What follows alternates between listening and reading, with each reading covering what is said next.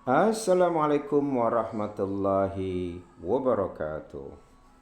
Alhamdulillah allazi khalaqas samawati wal ard wa anzala minas samai ma'an fa akhraja bihi minas samarati rizqan lakum. Asyhadu an la ilaha illallah wahdahu la syarika la wa asyhadu anna Muhammadan abduhu wa rasuluhu la nabiyya ba'da. أما بعد فقال الله تعالى في كتابه الكريم أعوذ بالله من الشيطان الرجيم بسم الله الرحمن الرحيم أفلا يتدبرون قرآن أم على قلوب أقفالها. Apakah mereka itu tidak mentadaburi ayat-ayat Quran, membaca, merenungkan, memahami, mengamalkan, atau hati mereka telah terkunci mati? Mufassirin sepakat itu teguran kepada kelompok yang terpapar dengan sifat kemunafikan. Alhamdulillah wa syukurillah, ikhwan wa akhwati fillah rahimakumullah. Kajian kita masih seputar kondisi-kondisi aktual yang ada dalam praktek gejala kehidupan bermasyarakat, bahkan bernegara, yang semuanya itu merupakan cermin atau refleksi daripada isi Quran. Hanya persoalan waktu yang berjalan, semuanya itu akan terungkap dan tertelisik bahwa Quran memang menjelaskan semua fenomena kehidupan dari sisi manapun kita melihatnya. Belakangan ini kita dijejeli dengan informasi media sosial yang memaparkan dengan vulgar tanpa menggunakan etika dan akhlak yang islami, sementara yang dimunculkan itu bernuansa simbol-simbol keagamaan. Konkretnya seteru antara kelompok-kelompok komunitas Islam di tanah air khususnya.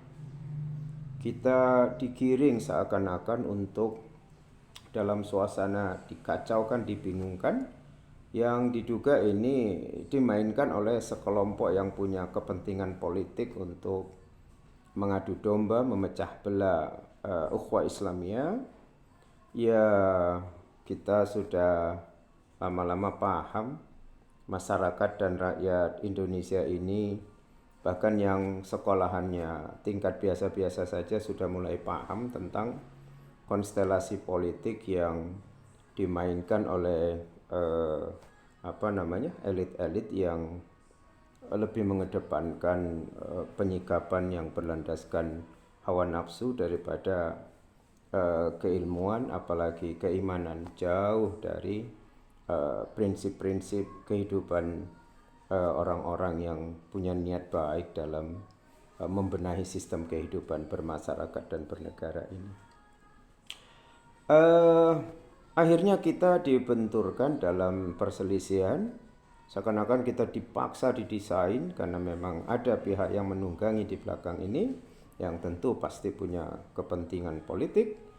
Kita digiring untuk pilih ulama lokal tanah air atau ulama habaib yang fakta historisnya sejak abad 18 itu, atau bahkan sebelum abad 18 mereka sudah berada di tanah air, beranak pinak, bertumpah darah di tanah air, tapi sekarang sedang diributi.